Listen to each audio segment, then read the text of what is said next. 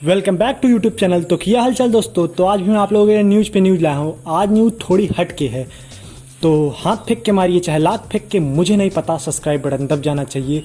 चाहे जैसे ये रहे इंस्टाग्राम आईडी, फॉलो कर लो, यहाँ मैं प्रॉपर अपडेट देता रहता हूँ। तो चलिए वीडियो करते हैं शुरू।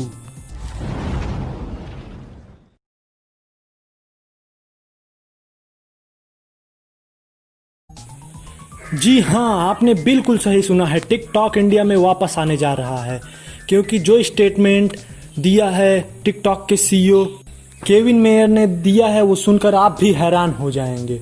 उन्होंने स्टेटमेंट देते हुए लिखा है कि भारत में ही टिकटॉक का हेडक्वार्टर होगा और उसमें ही भारत के सभी डेटा का यूजर के डेटा को सुरक्षित रखा जाएगा और वहाँ पे सभी इंडियंस ही रहेंगे। वहाँ पर कोई चाइनीज पीपल नहीं होगा और न हेडक्वार्टर चाइना में होगा। तो इससे साफ ये हो रहा है कि टिकटॉक जल्द ही इंडिया में वापसी कर सकता है।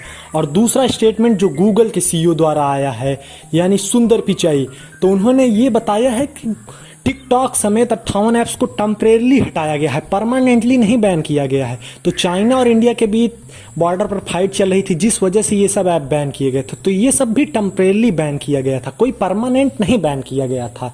तो इससे भी उम्मीद बढ़ रही है कि सारे ऐप्स वापस आ तक।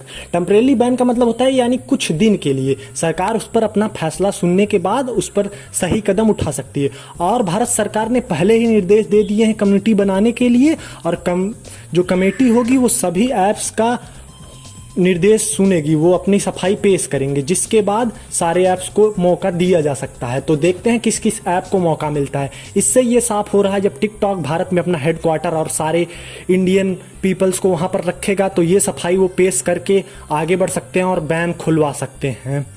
और एक स्टेटमेंट, जो थर्ड स्टेटमेंट है, उन्होंने उसमें ये लिखा है कि हमारे लिए डेटा का यूजर का सिक्योरिटी बहुत ज़रूरी है, इसीलिए हम चीन सरकार से रिश्ता तोड़ रहे हैं। तो उन्होंने चीन सरकार से भी अपना रिश्ता तोड़ दिया है।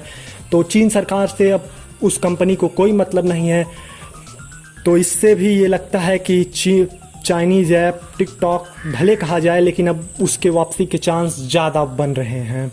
तो जैसा कि आप लोगों को पता है, टिकटॉक एक बार और टेम्परेरली बैन किया गया था, तो सुप्रीम कोर्ट के निर्देशों के अनुसार उसे खोल दिया गया था, जिसके बाद उसके सीईओ ने फिर से यही स्टेटमेंट दोहराया है कि इस बार हम लोग सुप्रीम कोर्ट नहीं जा रहे हैं, क्योंकि हम सरकार से आमने सामने की बात कर लेंगे, हमें सुप्रीम कोर्ट जाने की कोई ज़रूरत नहीं। क्योंकि आप लोगों को पता है सुप्रीम कोर्ट जाने का मतलब लॉन्ग टाइम टेकन हो जाएगा, वो बहुत ज़्यादा टाइम ले लेगा। इसीलिए उन्होंने सीधे कहा है कि हम सरकार से आपसी सहमति के साथ, सरकार जिस मुद्दे पर तैयार होगी ऐप का बैन खुलवाने के लिए, हम उस हर कदम को मानेंगे और उसी तहत हम भारत में टिकटॉक को वापस लाएंगे। और उसके बाद जो आपको बता दें, जो चौथा स्टेटमेंट उन लोगों ने दिया है कि $1 बिलियन का इंडिया में इन्वेस्ट करने जा रही थी टिकटॉक, और करने जा रही है। उन्होंने साफ साफ लिखा है। तो ऐसे ही अपने मुंह से तो उन लोगों ने बोल नहीं दिया, तो इसके पीछे भी कुछ राज जरूर है। तो सरकार को बैन करना था तो सीधा वो लिख देती सस्पेंडेड और परमानेंटली बैन, लेकिन वो सिर्फ टेम्परेरली बैन किया गया, यानी कुछ दिन के लिए सस्पेंशन में रखा गया, यानी सब कुछ मामला ठीक हो जाने के बाद वापस आ जाएगा। तो इस समय चाइना और इंडिया के बीच जो कंट्रोवर्सी चल रही थी, तो उसका लगभग समापन हो गया। दोनों सेनाएं पीछे जा चुकी हैं और वित्त ने भी, मंत्रालय ने भी, दोनों देशों के वित्त सचिव ने कह दिया है कि अब हम सारे समझौते को मानेंगे। तो इससे ये साफ है कि जब सारे समझौते माने जाएंगे तो जो ऐप भारत ने बैन किया है उससे भारत अपने रिश्ते नहीं खराब करना चाहेगा चीन से, और वो चाहेगा कि आगे भी मुद्दा आगे ना बढ़े, नहीं तो आगे ये आर्थिक और वो संकट भी आ सकते हैं जिससे आर्थिक संबंध दोनों देशों को टूट सकते हैं। तो इसीलिए भारत सरकार भी नहीं चाहेगा कि अब इससे ज़्यादा दिन तक बैन रखा जाए। तो इसीलिए भारत सरकार भी चाहेगा कि इसे खोल दिया जाए। अब देखते हैं सरकार क्या फैसला लेगी, लेकिन जो पॉइंट ऑफ व्यू था सिक्योरिटी का, तो उस पर सबसे बड़ा टिकटॉक का बैन आ गया है कि सारा वो डेटा सुरक्षित करने जा रहा है इंडिया में, अपना हेडक्वार्टर इंडिया में बनाएगा, सारे वहाँ इंडियन वो रहेंगे ऑफिसर्स जो डेटा को सुरक्षित रखेंगे। चाइना तक डेटा पहुँचेगा ही नहीं, तो चाइनीज सरकार तक जाएगा नहीं, किसी और देश में जाएगा नहीं, तो इससे डेटा पूरी तरीके से सुरक्षित हो जाएगा। और यही सब चीज़ों के साथ वो अपने मतलब सफाई पेश करेगी भारत सरकार के साथ। तो देखते हैं क्या होता है।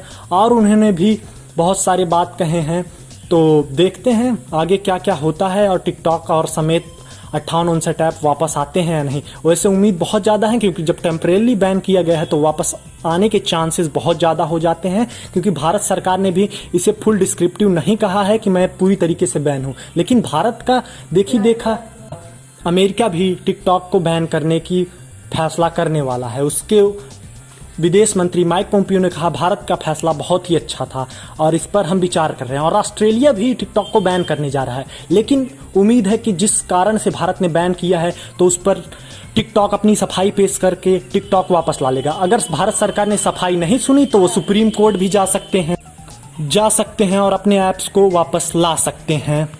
तो चलिए देखते हैं क्या होता है, टिकटॉक वापस आएगा या नहीं। अब इस पर भारत सरकार को फैसला लेना है, क्योंकि जब टेम्परेरी बैन है तो चांसेस बहुत ज़्यादा है वापस आने के। तो देखते हैं क्या होता है। वैसे उम्मीद बहुत ज़्यादा है, तो देखते हैं क्या होता है। आज के लिए बस इतना ही, मिलते हैं नेक्स्ट वीडियो में, तब तक के लिए गुड बाय।